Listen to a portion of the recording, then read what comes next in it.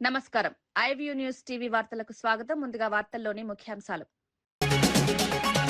ప్రపంచ బ్యాంక్తో అమరావతి అభివృద్ధిపై చంద్రబాబు చర్చలు, పెట్టుబడులకు అనుకూల వాతావరణం, 3 ప్రాంతాల సమగ్ర అభివృద్ధిపై స్పష్టం, అమరావతిని గ్రోత్ ఇంజిన్ గా తీర్చిదిద్దే ప్రణాళికలు.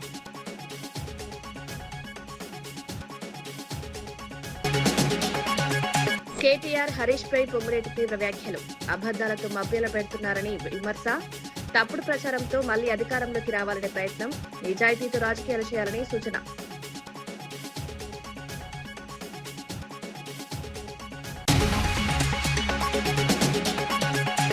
ఆదిలాబాద్ లో డిఫెన్స్ ఎయిర్పోర్ట్ కేంద్రం కీలక ప్రణాళిక.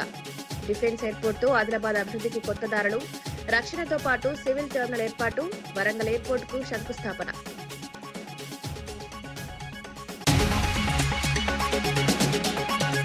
హరీష్ రావుపై ఎంపీ కిరణ్ రెడ్డి ఘాటు వ్యాఖ్యలు, 10 ఏళ్ల పాలనను మర్చిపోయారని విమర్శ, బీజేపీ కూడా బీఆర్ఎస్ స్క్రిప్ట్ అనుసరిస్తోందని ఆరోపణ, మేనిఫెస్టో హామీలో 30% కూడా అమలు కాలేదని విమర్శ.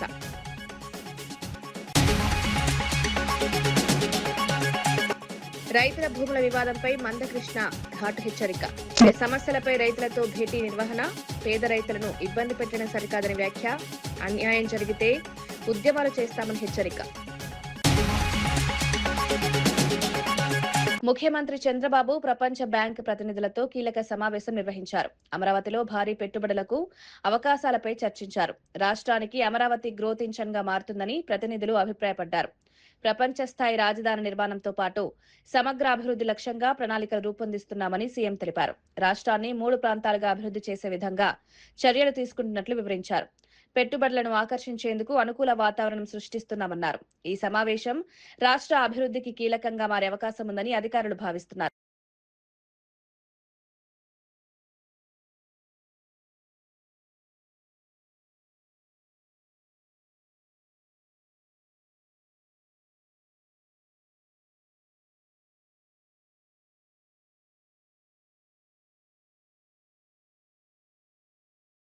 మంత్రి Nara Lokesh my TDP app లో ఉత్తమంగా పనిచేసిన టాప్ 10 కార్యకర్తలతో ఆత్మీయ భేటీ నిర్వహించారు. కష్టపడిన వారిని గుర్తించడం పార్టీ సిద్ధాంతమని తెలిపారు. కార్యకర్తల పనితీరే వారికి గుర్తింపు తీసుకొచ్చిందని అభినందించారు. పార్టీ కార్యక్రమాలను సమర్థంగా అమలు చేస్తే టీడీపీ శతాబ్దం పాటు కొనసాగుతుందన్నారు. పార్టీ సిద్ధాంతాలను ప్రజల్లోకి తీసుకువెళ్లాలని దిశానిర్దేశం చేశారు. యాప్ ను సమర్థంగా వినియోగించిన కార్యకర్తలను ఘనంగా సత్కరించారు.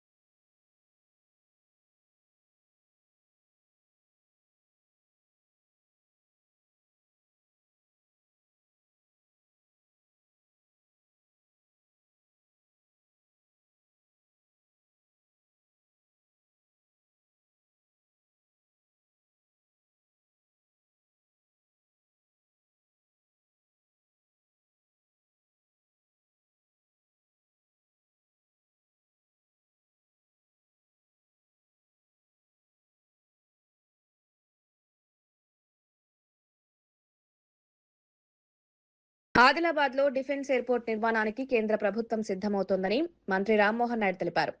ఈ నెల 17న రక్షణ, సివిల్ ఏవియేషన్ రాష్ట్ర అధికారులతో కలిసి క్షేత్రస్థాయి పర్యటన చేపడతామన్నారు. రక్షణ శాఖ నిర్మించే ఈ ఎయిర్పోర్ట్ లో సివిల్ ఏవియేషన్ కోసం ప్రత్యేక టెర్మినల్ ఏర్పాటు చేస్తామని వెల్లడించారు. వరంగల్ విమానాశ్రయానికి 3 నెలల్లో శంకుస్థాపన జరుగుతుందన్నారు. ఈ ప్రాజెక్టులతో ప్రాంతీయ అభివృద్ధికి కొత్త దారులు తెంచుకుంటాయన్నారు. ఉద్యోగ అవకాశాలు పెరగడంతో పాటు రవాణా సదుపాయాలు మెరుగుపడతాయని అన్నారు. Have any nearby airport facility also have been aspiring to build an airport for themselves in the state in the region of Adilabad, and this issue has been strongly taken up by Minister Kishan Reddy ji, who comes from that state and who has been constantly guiding me also in or advising from the state of Telangana on how to have more airports built, because the only major airport in the state of Telangana is the Hyderabad Shamshabad airport that has been built nearly 25 years ago.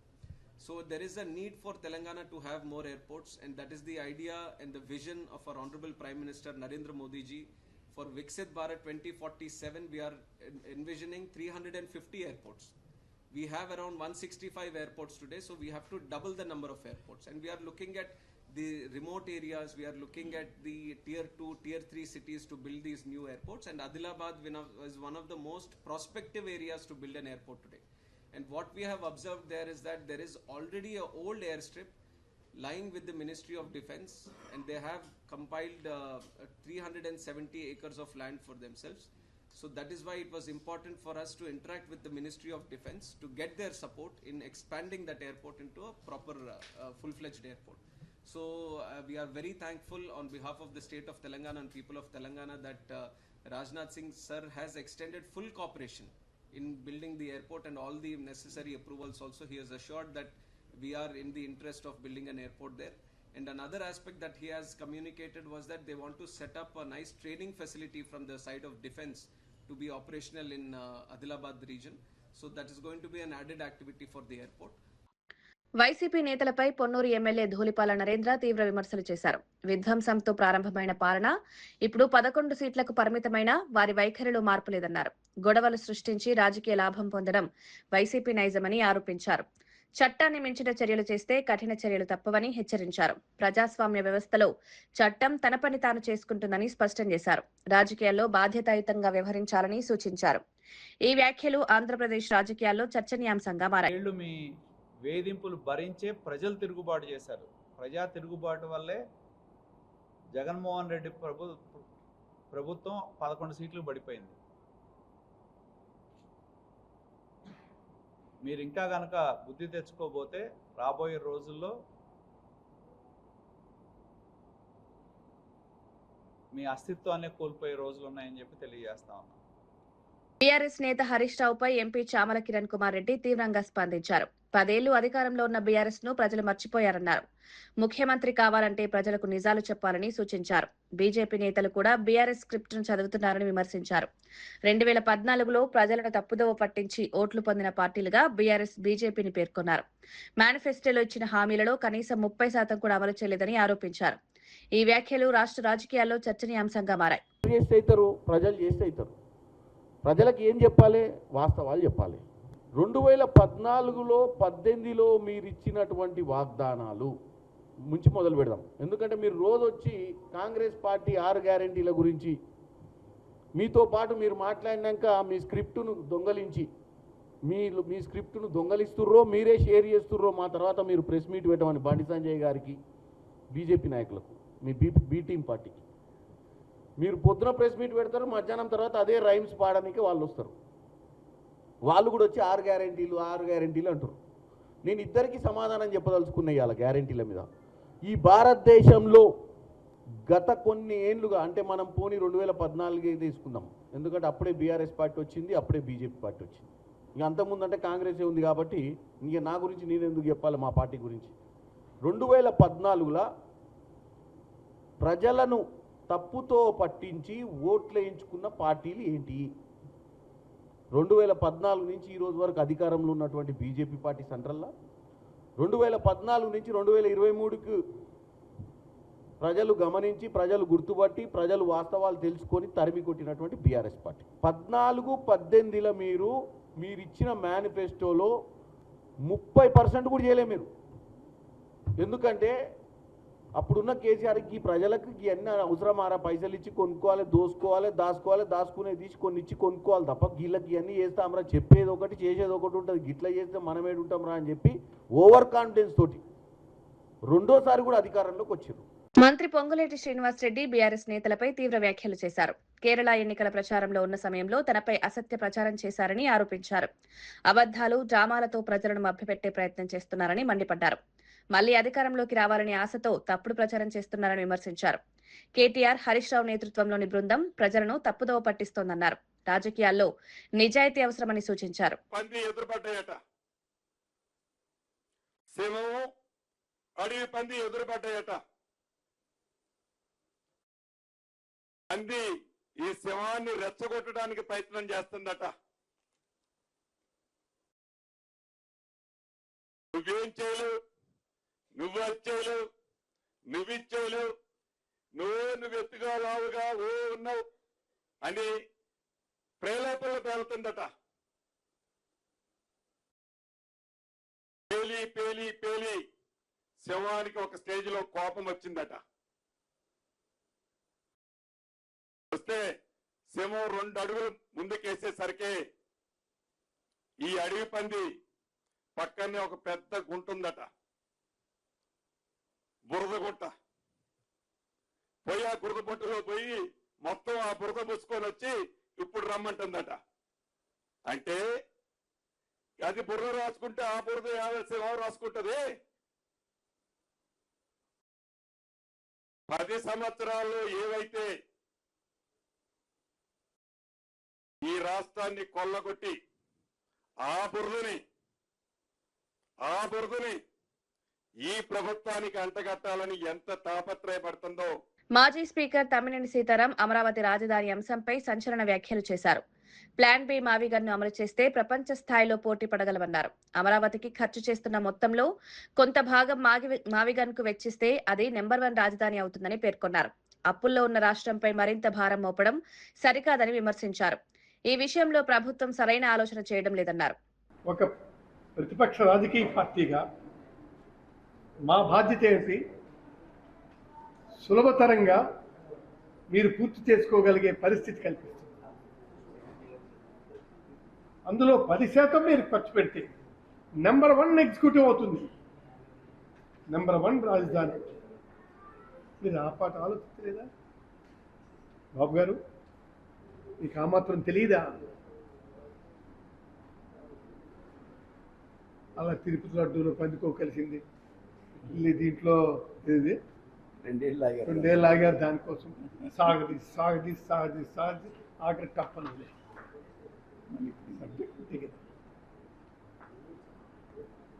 విషయం ఏదైనా ఉంటే కదా మీరు. అది కానప్పుడు plan B is an excellent proposal for you. తర్వాత మీ ఇష్టం. ప్రభుత్వం ఈ పరిస్థితుల్లో ఉన్నాయి. అప్పులే ఇప్పుడు 3,050 కోట్ల పైన ఉన్నాయి కదా. 3,52,000 కోట్లు ఉన్నాయి కదా. ఈ అప్పులకు తోడు ఇదొకట. ఉనికే ఇప్పుడు ఉనికే నక్క మీద తాటికాయ పడినట్టుగా ఇదొకటే. ఇంకెంత తెస్తారో తెలియదు. అందుకు మావిగాన్పై ప్రజలు, మేధావులు, విద్యావంతులు, పాత్రికేయులు, మహిళలు, విద్యార్థులు అందరూ కూడా యునానిమస్గా ఆలోచించి మావిగాన్ని సెలెక్ట్ చేసుకోండి అని చెప్తున్నారు. రైతుల హక్కులకు భంగం కలిగితే సహించబోమని మందకృష్ణ మాదిగ స్పష్టం చేశారు. అమీన్పూర్ మండలం ఐలాపూర్ గ్రామంలోని భూ వివాదాన్ని పరిశీలించి రైతులను పరామర్శించారు. సర్వే నెంబర్లు 1 నుండి 220 వరకు ఉన్న 1,265 ఎకరాల భూమిపై సమస్యలు కొనసాగుతున్నాయన్నారు. పేద రైతులను హైడ్రా ఇబ్బంది పెట్టడం సరికాదని మండిపడ్డారు. ప్రభుత్వ యంత్రాంగం రైతుల పక్షాన నిలవాలని సూచించారు. భూముల విషయంలో అన్యాయం జరిగితే పెద్ద ఎత్తున ఉద్యమాలు చేస్తామని హెచ్చరించారు. ఏ నిర్ణయం తీసుకోదలుచుకున్నా అది రైతులను, ప్రజలను భయభ్రాంతులు చేసే విధంగా ఉండకూడదని, అది హైడ్రా అయినా హైడ్రా నిబంధనల పరిధిలోనే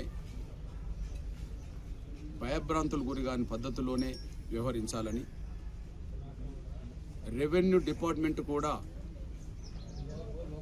కోర్టు పరిధిలో ఉండబడే వివాదాస్పద భూముల అంశాలని అంతిమంగా పూర్తి తీర్పు వచ్చేంత వరకు సంయమనం పాటించాలని నేను ముఖ్యంగా రాష్ట్ర ముఖ్యమంత్రి గౌరవ రేవంత్ రెడ్డి గారికి విజ్ఞప్తి చేస్తున్నా, గుర్తు చేస్తున్నా. తెలంగాణలో భూముల దోపిడీ జరుగుతోందని బీఆర్ఎస్ నేత ఆర్ఎస్ ప్రవీణ్ కుమార్ ఆరోపించారు. గుట్టలు, భూములు ప్రైవేట్ కంపెనీలకు వెళ్లిపోతున్నాయన్నారు. లక్షల కోట్ల విలువైన ఆస్తులు కొద్ది సంస్థల చేతుల్లోకి వెళ్తున్నాయని విమర్శించారు. ప్రజల భవిష్యత్తుకు చెందిన సంపదను కాపాడాల్సిన అవసరం ఉందన్నారు. ప్రభుత్వంపై తీవ్ర విమర్శలు చేస్తూ పారదర్శకత అవసరమని సూచించారు. కీళ్ళ నొప్పులున్నా కాళ్ళ నొప్పులున్నా గుట్టల మీద మట్టి మొత్తం కూడా ఊపిరితిత్తుల్లో పీల్చుకొని గుట్టల బీమారి తెచ్చుకొని ఆంధ్ర పెత్తందారులు ఎంత ఇబ్బంది పెట్టినా తరతరాలుగా ఎంత దోపిడీ చేసినా కూడా కడుపులో పెట్టుకుంటూ మౌనంగా ఆరోధిస్తూ తెలంగాణ డెవలప్ చేసుకున్న తెలంగాణ ప్రజలారా, ఈరోజు మన గుట్టలు పిండి అవుతున్నాయి. ఈరోజు మన గుట్టలు పిండి అవుతున్నాయి. ఈరోజు మన గుట్టలు దోపిడీకి గురవుతున్నాయి. మన భూములు దోపిడీకి గురవుతున్నాయి. తెలంగాణ ప్రజల భావితరాలకు చెందాల్సిన లక్షల కోట్ల ఆస్తి రాఘవ కన్స్ట్రక్షన్ జోబుల్లోకి పోతున్నది. మెగా కన్స్ట్రక్షన్ జోబులోకి పోతా ఉన్నది. ఇంకెంతో బడబడ కంపెనీల జోబులోకి పోతా ఉన్నది. ఇలా డీజిల్తో నడుస్తున్న జనరేటర్లు ఏవేవి కొత్వాల్గూడ ఏరియాలను అడిగితే మాకు వచ్చిన reply, assistant director mines and geology నుంచి వచ్చిన reply, Bhagat Singh stone crusher, Parameshwar Singh stone crusher, unnamed stone crusher, Raghava constructions, Sri Sai mines, great India mining private limited. 4వ నెంబర్లో Raghava construction, survey number 63, Kothwalguda, mandal Shamshabad, Rangareddy, working on generator. This is not my కవిత్వం, this is AD mines and geology ఇచ్చిన కవిత్వం. ఆయన ఇచ్చిన notice ఇది, ఆయన ఇచ్చిన రిప్లై. ఇప్పుడు చెప్పండి శ్రీనివాసరెడ్డి గారు, మీకు సంబంధం లేదా కొత్వాల్గూడ మైన్స్? ఎంతసేపు మీరు హరీష్ రావు గారిని, కేటీఆర్ గారిని, కేసీఆర్ గారిని, బీఆర్ఎస్ పార్టీని నిందిస్తున్నారు కదా. ఇప్పుడు మీరు చెప్పండి, ఆధారాలు మేము ముందర పెట్టినాం, రండి ఇప్పుడే ఇక్కడే ఛాయ్ తాగిపోదాం అక్కడికే అమరవీరుల స్తూపం దగ్గరికి. ఇన్ని ఆధారాలు ఉండి ఇవన్నీ బయట పెట్టిన తర్వాత కూడా మీరు ప్రజలను మళ్ళీ బోర్డులు మారుస్తూ తప్పుదో పట్టిస్తుంటే మీరు ఎట్లా కూర్చుంటున్నారండి? అంత పవిత్రమైన సెక్రటరియట్లో నాకు అర్థం కాదు. ఒకవైపు అమరవీరుల స్తూపం, మరోవైపు బాబాసాహెబ్ అంబేద్కర్, ఒకవైపు తథాగత గౌతమ బుద్ధుడు, వాళ్ళందరి మహనీయుల మధ్యలో ఉన్న కేసీఆర్ గారు ఎంతో అపురూపంగా కట్టిన సెక్రటరియట్లో కూర్చునే అర్హత ఉందా శ్రీనివాసరెడ్డి గారు మీకు? మియాపూర్లో బీఆర్ఎస్ నేత రవి యాదవ్ పై పోలీసులు కేసు నమోదు చేయడం వివాదాస్పదమైంది. శేరిలింగంపల్లి ఎమ్మెల్యే అరికపూడి గాంధీ ఫిర్యాదు మేరకు ఈ కేసు నమోదు చేసినట్లు సమాచారం. కాలనీలలో డ్రైనేజీ సమస్యలపై ప్లేకార్డును ప్రదర్శించడంతో ఈ వివాదం ప్రారంభమైంది. ఈ కేసును తప్పుడు ఆరోపణలుగా న్యాయవాదులు అభివర్ణించారు. ఇలాంటి కేసులు సుప్రీంకోర్టులో నిలబడవని పేర్కొన్నారు. రాబోయే ఎన్నికలను దృష్టిలో ఉంచుకుని రాజకీయంగా ఇలాంటి చర్యలు తీసుకుంటున్నారని రవి యాదవ్ ఆరోపించారు. ఎన్ని కేసులు పెట్టినా వెనక్కి తగ్గబోనని స్పష్టం చేశారు. జరిగింది. కన్సెంట్ డీసీపీ గారికి, కన్సెంట్ మేజిస్ట్రేట్లకు కూడా డైరెక్షన్ ఇవ్వడం జరిగింది. కానీ ఇక్కడ మా రవి యాదవ్ గారి మీద ఈరోజు ఎఫ్ఐఆర్ అయిన విధానం మనం చూస్తుంటే ఇక్కడ క్లియర్గా హైకోర్టు, సుప్రీంకోర్టు జడ్జిమెంట్లని పోలీసులు వైలేట్ చేసిరని మనకు క్లియర్గా కనబడుతుంది. ఇక్కడ రవి గారు చేసిన తప్పు ఎక్కడ కూడా, ఇక్కడ వాళ్ళు ఇచ్చిన కంప్లైంట్ ప్రకారం, వాళ్ళు చేసిన ఎఫ్ఐఆర్ ప్రకారం రవి యాదవ్ మీద ఎఫ్ఐఆర్ చేయొద్దు అని చెప్పి 41 సిఆర్పీస్కి వాళ్ళు ఏదైతే 35 క్లాస్ 3 నోటీస్ ఇవ్వడం జరిగిందో దానికి మేము క్లియర్గా రిప్లై రాయడం జరిగింది. ఏదైతే రవి యాదవ్ గారి మీద నమోదు చేసినటువంటి కేసు ఉందో చట్ట ప్రకారం ఈ కేసు చెల్లదు. 35 క్లాస్ 3 ప్రకారం ప్రాపర్గా మీరు ఇన్వెస్టిగేషన్ చేయండి. సుప్రీంకోర్టు అదేవిధంగా హైకోర్టు ఇచ్చిన జడ్జిమెంట్ల ప్రకారం, జడ్జిమెంట్లు ఎక్కడ కూడా జడ్జిమెంట్లు డీజీపీ గారు క్లియర్గా జడ్జిమెంట్ను వైలేట్ చేస్తున్నారు. ఇప్పటికైనా అంటే నల్లబాలు గారి కేసులో డీజీపీ గారికి, కన్సెంట్ పోలీసులకు ఇచ్చినటువంటి జడ్జిమెంట్లని మీరు ఫాలో చేస్తే తప్పుడు ఎఫ్ఐఆర్లు నమోదు చేయడం అంటే సీనియర్ లీడర్లని, రవి యాదవ్ గారి లాంటి సీనియర్ లీడర్లని అంటే అనగదొక్కే కార్యక్రమం, రాజకీయ ప్రలోభాలకు లోబడి ఈరోజు కేసు చేసినట్టు మనకు కనబడుతుంది. ఇలాంటి పొలిటికల్ వెండక్టర్ మీద చేసినటువంటి కేసులకి బీఆర్ఎస్ క్యాడర్ భయపడదు. మేము బీఆర్ఎస్ లీగల్ టీం రవి యాదవ్కు అండగా ఉంటుంది, రవి యాదవ్ను కాపాడుతుంది. తప్పుడు కేసులు ఎన్ని పెట్టినా ఈరోజు రవి యాదవ్కి బీఆర్ఎస్ లీగల్ టీం అండగా ఉంటుంది. తప్పుడు కేసులు, ఈ కేసు మీద కూడా ప్రాపర్ ఇన్వెస్టిగేషన్ చేసి కేసులు క్లోజ్ చేయకపోతే మేము హైకోర్టుకి వెళ్ళి అదేవిధంగా క్రిమినల్ డిఫమేషన్ వేసే అవకాశం కూడా ఉంటుంది. ఫర్దర్గా ఏ కేసు పెట్టినా ఇక్కడ ఈ పరిధిలో ప్రాపర్ ఇన్వెస్టిగేషన్ చేయాలి. ఇన్వెస్టిగేషన్ చేసిన తర్వాత నిజంగా రివీల్ చేసినట్టయితే, అగ్రీవ్డ్ పర్సన్ కంప్లైంట్ ఇచ్చినట్టయితే మాత్రమే ఎఫ్ఐఆర్ చేసే అవకాశం చట్ట ప్రకారం ఉంటుందని చెప్పి ఈరోజు బీఆర్ఎస్ లీగల్ టీం రవి యాదవ్కు మద్దతుగా పిఎస్కి రావడం